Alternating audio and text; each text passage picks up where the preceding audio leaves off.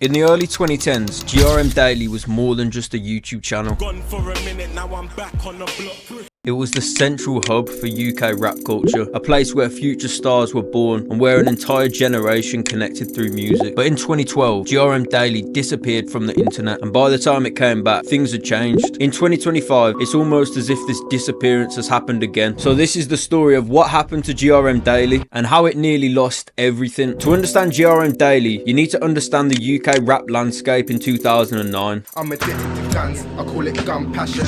I'll be chilling 1 minute, then the next clapping. Grime was in a transitional phase. Mainstream radio wasn't playing it. Record labels had turned their backs. Many of the grime pioneers like Dizzy Rascal, Wiley, Tinchy Strider had shifted towards pop or more commercial sounds. Pirate radio was fading. So for the new generation of MCs, there were no stages, no funding and no platforms. But they had the internet and YouTube. That was the new frontier. Postcodes didn't matter on the internet, talent did. Enter Posty, the founder of GRM Daily. Posty wasn't a rapper or a DJ. He was a visionary, someone who saw the potential of YouTube to give a voice to the voiceless. The idea was simple: film artists, upload it, repeat. The platform blew up fast. Not just grime, but road rap and freestyles. All of it found a home on GRM Daily. You didn't need a manager, a budget, or a label deal. If your bars were cold, Posty would upload you. No pretentious marketing, no overproduction, just music. By 2011, GRM Daily had grown from a niche upload channel to the #1 UK rap platform. But with more power came more problems. In September 2012, GRM Daily went dark. Over 1,500 videos erased.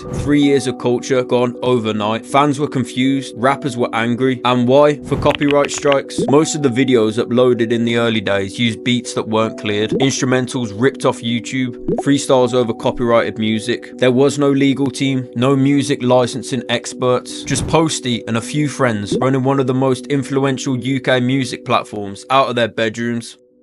Some sources say YouTube took it down, others say it was sabotaged, but Posty later confirmed they didn't have the right legal protections in place. The channel had grown too fast and the back end couldn't keep up with it, and just like that, GRM Daily was dead. But Posty wasn't done, because while the old channel had gone, the idea of GRM Daily was still alive. For most creators, having your entire platform deleted would be the end of the road. For Posty, it was the reset button. Within months, he returned with a new name, GRM Daily, a cleaned up version of the original brand. This time, things were different. It was built to last. Gone were the ripped beats and grey area uploads. In their place, cleared music, copyright safe content, brand strategy and media expansion. Posty wasn't just uploading videos anymore, he was building a business. GRM Daily's relaunch came with a cleaner image. The hood freestyles were still there, but now mixed with high production visuals, artist interviews, short documentaries and even original series. Suddenly, GRM didn't just represent grime, it represented UK music culture as a whole, whether it was Afro swing,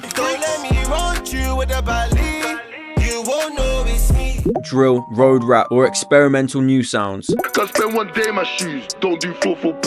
It could live on GRM. GRM Daily wasn't just recovering, it was becoming the most influential music platform in the UK. New stars began emerging and many of them got their first break on GRM. Artists like J Hus, Fredo, AJ Tracy and Dave all used GRM to reach a national and even international audience. My kicks UV, bet you thought I was gonna say Kang. Jumped on the mic. And behind it all was Posty, still mostly out of the spotlight, but pulling strings, guiding the platform and turning a once amateur channel into a media empire. By 2015, GRM had partnerships with brands, tech companies and streaming platforms. They weren't just uploading music videos anymore, they were producing full-length shows, curating events and even hosting their own awards ceremony. The Rated Awards, which launched in 2015 and became the UK rap scene's answer to the Brits, a way to honour artists who the mainstream had ignored for years. For the first time, UK rappers were getting their flowers on their own terms. What started as a YouTube channel for freestyles and stairwells had become the most trusted and powerful voice in UK music. GRM Daily had bounced back, but there was a new reality. They weren't the only ones in the game anymore, because while GRM was rebuilding, other platforms were rising and fast. And suddenly what started as a one-channel movement became an all-out war for control of UK music culture. There were now 4 major players in the scene: GRM Daily, Link TV, the grittier, unfiltered alternative, SBTV and Mixtape Madness. Each one had its own vibe. Let me sip on my tropical juice and let me smoke this tropical weed.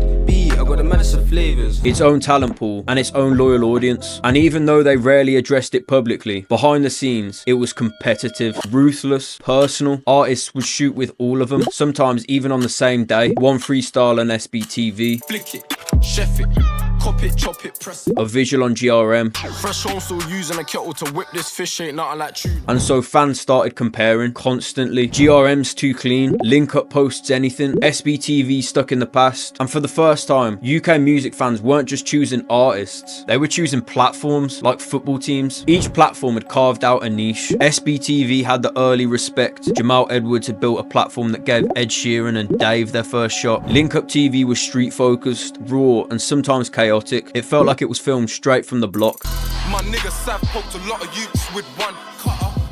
Mixtape Madness capitalised on the drill explosion thanks to its dark aesthetic and shows like Next Up and The Cold Room. Best believe what happens in the podcast upside out cause they lost their heart. But GRM Daily, it leaned into quality, credibility and cultural authority. While the other platforms fought for views, GRM was building relationships with Spotify, Apple Music, Adidas, Red Bull, even Amazon. They weren't just trying to survive in the scene, they were trying to own it, but not everyone made it out of the platform wars. SBTV, despite its legendary status, began slowing down after 2017, and the tragic passing of Jamal Edwards in 2022 left a massive hole in the scene. Link Up TV, while still relevant, lost ground to GRM in terms of scale, polish and partnerships. Mixtape Madness grew fast but stayed more niche, especially in the drill scene, and through it all, GRM Daily remained consistent. They weren't just a platform anymore, they were the platform. So what led to the downfall of GRM Daily? For years, GRM Daily had been the people's platform, the one that gave up and coming artists a shot when no one else would. But as it grew into a media empire, some felt it lost touch with the underground that it once represented. The platform had gone too corporate. Fans accused GRM of chasing viral trends, prioritising safe, brand-friendly artists, and ignoring talent that didn't already have clout. There was a growing belief that if you weren't connected, co-signed, or commercial enough, GRM wouldn't touch you. Even worse, some accused the platform of becoming gatekeepers, saying things like, you can't blow in the UK unless GRM backs you. That was the sentiment circulating in forums, group chats, and even among artists themselves. And whether or not that was true, it kind of spoke to the power that GRM had built, because when you're that influential, people start to question who you're not putting on. But perhaps the biggest issue GRM faced wasn't because of any of the hate, it was the evolution of the internet itself. Because in the early 2010s, GRM was essential, one of the only ways to get seen. But by the 2020s, artists were blowing up on TikTok, going viral on Instagram, and uploading straight to Spotify. Didn't need a GRM cosign anymore. In fact, some of the biggest moments in UK rap in recent years had nothing to do with GRM at all. And while GRM still had the numbers, it no longer had the monopoly on influence. GRM Daily splits its videos by original and premiere. GRM was clearly for the more established artists, and so getting yourself an original GRM Daily upload would still run you upwards of £300, but the return on this investment was reducing. With a lot of videos constantly being uploaded to the platform, the competition was high and the chance of blowing up was low, so artists began to prioritise marketing on TikTok and Instagram.